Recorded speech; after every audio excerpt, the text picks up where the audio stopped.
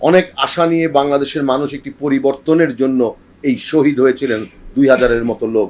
তাদের রক্তের উপর দিয়ে যে আজকের আপনারা পাজেরো গাড়ি চালাবেন এবং বলবেন যে জামাতপন্থী লোক আপনাদেরকে উপহার দিয়েছে। উপহার কাকে দেয়? যে ক্ষমতায় আছে বা যে ক্ষমতায় যাবে তাকেই তো মানুষ উপহার দেয় কোনো কিছুর বিনিময়ে। আশা করেই সেই উপহারটি দেয়। সেটা আপনি নিলেন কেন?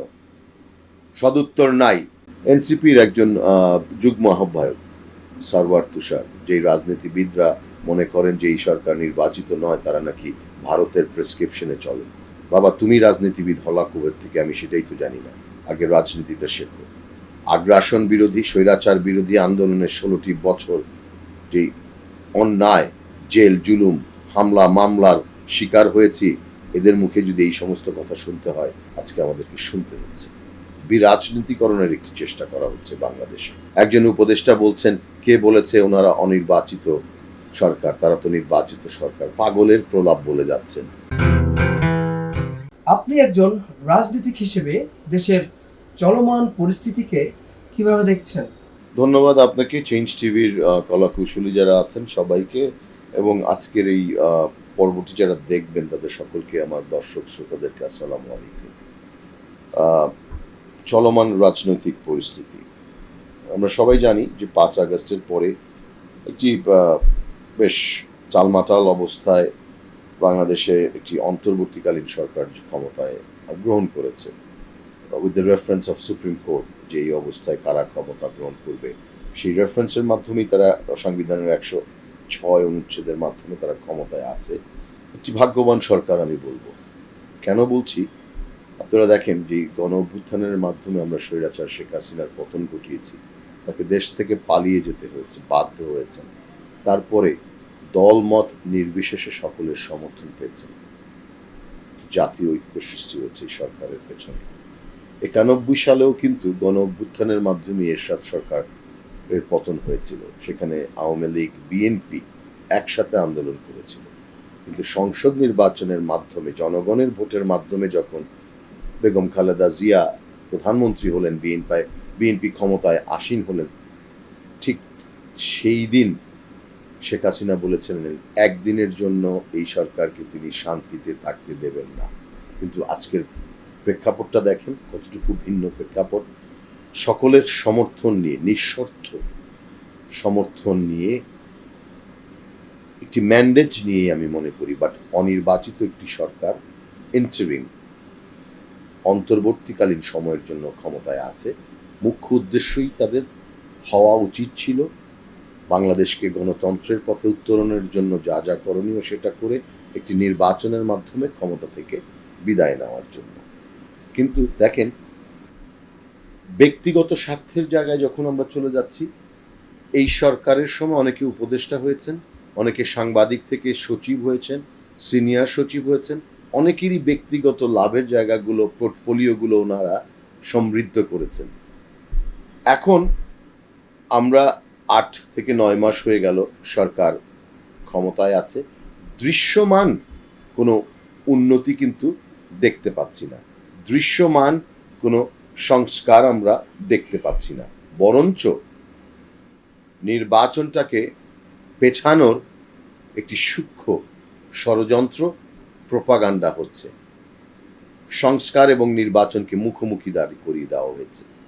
ঠিক বিগত পতিত সরকারের সময় উন্নয়ন এবং গণতন্ত্রকে দাঁড় করিয়ে দেওয়া হয়েছিল, উন্নয়ন আগে, গণতন্ত্র পরে। এই যে কাজগুলো খুব সূক্ষ্মভাবে করা হচ্ছে, সেটাতে ধোঁয়াশার সৃষ্টি হয়েছে।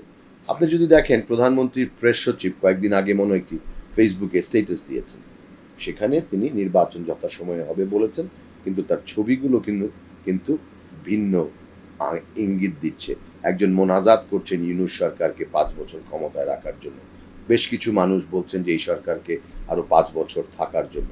একটি অনির্বাচিত সরকার কখনোই একটি রাষ্ট্রের জন্য কল্যাণ বয়ে আনতে পারে না।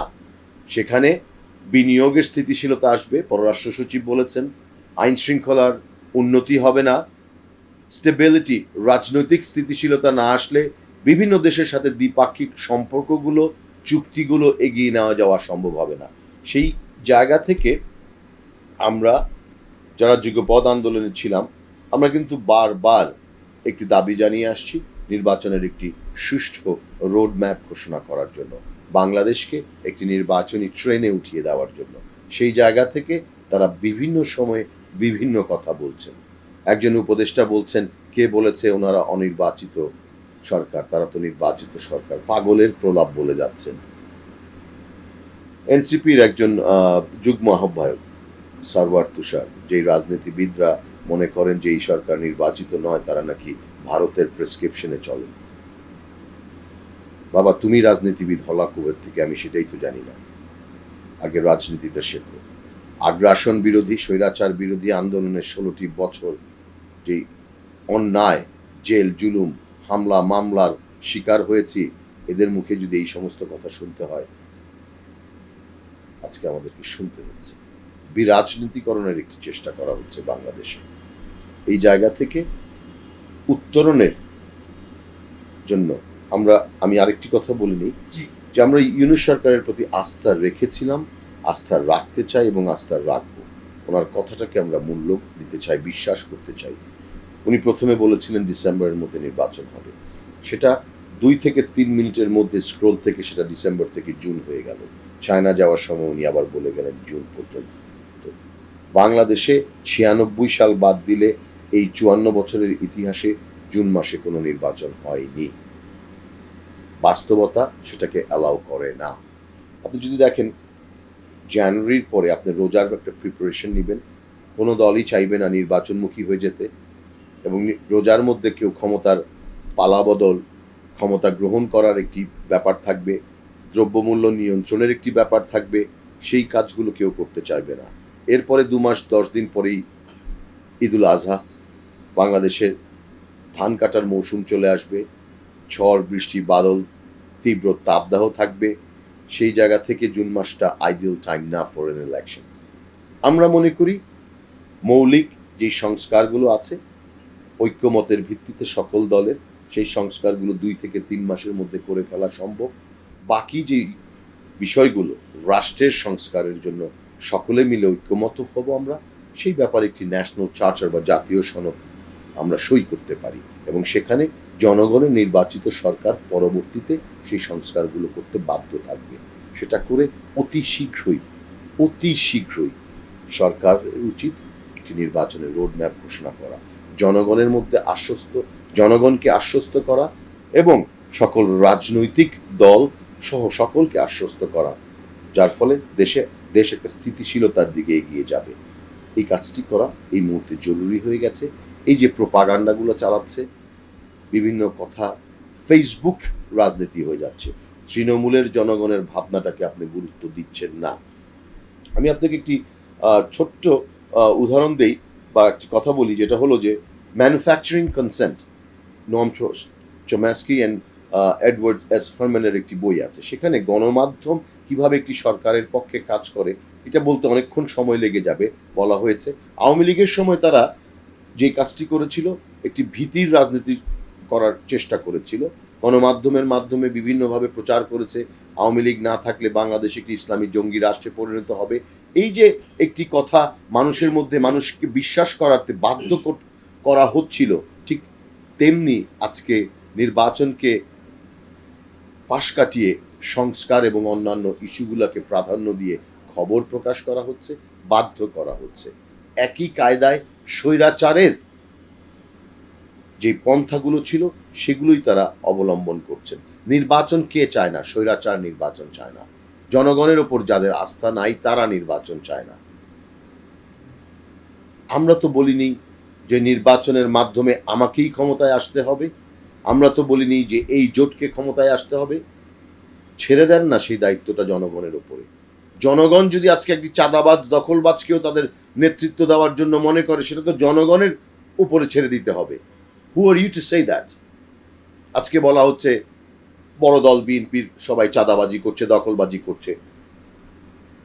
আমি তো আপনাদের মাধ্যমে বলবো, বিএনপিও বলেছে যারা চাঁদাবাজি করছে, দখলবাজি করছে, তাদেরকে আইনের আওতায় আনুন। সেই দায়িত্ব তো বিএনপির না। বিএনপি তো 2200 লোককে বহিষ্কার করেছে। যখনই কোনো অভিযোগ আসছে তখন বহিষ্কার করেছে। বহিষ্কারের পরে মামলাও করেছে। মতিঝিলে আমি দেখলাম কয়েকদিন আগে মতিঝিল থানার সভাপতি হিসাবে যিনি চাঁদা চেয়েছিল তার বিরুদ্ধে মামলা করেছে মতিঝিল থানায় ঢাকা মহানগর দক্ষিণ বিএনপি। কোথায়? এই যে আজকে ৮ মাসের মধ্যে নব্য দরবেশের হয়ে গেলেন একজন, সেই দরবেশ, নুরানি চেহারার দরবেশের বিরুদ্ধে পাঠ্যপুস্তক থেকে ডিসি, এডিসি, সচিব পর্যায়ে রদবদল, রাত্র 12টা পর্যন্ত সচিবালয়ে থাকার যেই বা খবর প্রকাশ পাচ্ছে, আপনারা কি করলেন? তাদেরকে সাময়িক বহিষ্কার করলেন। নয়া বন্দোবস্ত কি এটাই? আইনি প্রক্রিয়া যান, তার বিরুদ্ধে তদন্ত হোক সে করেছে কিনা। 2 জন পিএসকে তারা সাময়িকভাবে বহিষ্কার করেছেন, আইনি প্রক্রিয়ায় তো যাননি। তারা যে নয়া বন্দোবস্তের কথা আজকে বলছেন, বাংলাদেশের মানুষকে যে গান শুনিয়েছেন, সেই নয়া বন্দোবস্ত কি বাংলাদেশের সবচেয়ে দামি কমার্শিয়াল বিল্ডিংয়ে স্কাই হাই বা রুফটপ বা ওই ওভারসিং দ্য স্কাইলাইনের একটি অফিসে বসে রাজনীতি করা? নয়া বন্দোবস্ত কি বাংলাদেশের শেরাটন হোটেলে 2000 লোককে নিয়ে ইফতারি করা? এটার ধারাবাহিকতা আপনি আরো দেখছেন, কিন্তু 2-1টি পার্টির জন্ম হয়েছে। আমরা কখনোই দেখিনি বাংলাদেশে শেরাটন, ইন্টারকন্টিনেন্টাল বা ওই সোনারগাঁয়ের বলরুমে ঘটা করে কোটি কোটি টাকা খরচ করে রাজনৈতিক দলের আত্মপ্রকাশ। এগুলা কিসের আলামত? অশনি সংকেত। রাজনীতিটাকে অন্যদিকে ধাবিত করার একটি চক্রান্ত হচ্ছে আজকে বাংলাদেশে। সেই জায়গা বাংলাদেশের মানুষ অত বোকা নয়। আপনাদের প্রত্যেকটি যে ষড়যন্ত্র করছেন, জনগণ সেটা বুঝে যাচ্ছে। অনেক আশা নিয়ে বাংলাদেশের মানুষ একটি পরিবর্তনের জন্য এই শহীদ হয়েছিলেন 2000-এর মতো লোক। তাদের রক্তের উপর দিয়ে যে আজকের আপনারা পাজেরো গাড়ি চালাবেন এবং বলবেন যে জামাতপন্থী লোক আপনাদেরকে উপহার দিয়েছে। উপহার কাকে দেয়? যে ক্ষমতায় আছে বা যে ক্ষমতায় যাবে, তাকেই তো মানুষ উপহার দেয় কোনো কিছুর বিনিময়ে। আশা করেই সেই উপহারটি দেয়। সেটা আপনি নিলেন কেন? সদুত্তর নাই। আমাদের উপদেষ্টা সাহেব সেদিন, আমি তাকে সাধুবাদ জানাই, ক্ষমা চেয়েছেন যে তার বাবা আপনার লাইসেন্স করেছেন, ঠিকাদারি লাইসেন্স করেছেন। একজন শ্রদ্ধেয় সম্মানিত ব্যক্তি, হাই স্কুলের মাস্টার, হেডমাস্টার। এতদিন তো ওনার ঠিকাদারি লাইসেন্সের প্রয়োজন হয় নাই, এখন কেন হঠাৎ করে ওনাকে ঠিকাদারি লাইসেন্স করতে হলো? এখন ক্ষমা চেয়ে ড্যামেজ কন্ট্রোল করতে চাচ্ছেন? আমরা সবাই সবকিছু বোঝে। আগে নিজেকে বদলান, তারপরে অন্য বন্দোবস্তের কথা বলেন, তারপরে নতুন বন্দোবস্তের কথা বলেন, তাহলে মানুষের আস্থা অর্জন করতে পারবেন। আপনারা ক্ষুদ্র থেকে ক্ষুদ্রতর হয়ে যাচ্ছেন। যত দিন যাবে আপনারা ক্ষুদ্র থেকে ক্ষুদ্রতর হয়ে যাবেন। আমরা তো যুগপদের 42টি দল একসাথে 2022 সালের 13ই জুলাই আমাদের নেতা দেশনায়ক তারেক রহমান রাষ্ট্র কাঠামো মেরামতের 31 দফা সংস্কার প্রস্তাব করেছিলাম। আমি জোর গলায় বলতে পারি, 31 দফায় জাতির মুক্তি সনদ বা ম্যাগনা কার্টা, এটা বাস্তবায়নের মাধ্যমেই বাংলাদেশের মানুষের ভাগ্য উন্নয়ন সম্ভব। আমি আবারও অনুরোধ করব, আমি আহ্বান জানাবো, অনুরোধের সুরেই, আমাদেরকে বাধ্য করবেন না নির্বাচন আদায় করে নিতে। আমরা আপনাদেরকে সম্মান প্রদর্শন করছি, আপনারা আমাদেরকেও মূল্যায়ন করেন। আগামী ডিসেম্বরের মধ্যে, that is the cut off time, বাংলাদেশে জাতীয় সংসদ নির্বাচন অনুষ্ঠিত হতে হবে। অন্য কোনো নির্বাচনের টাল বাহানা করবেন না।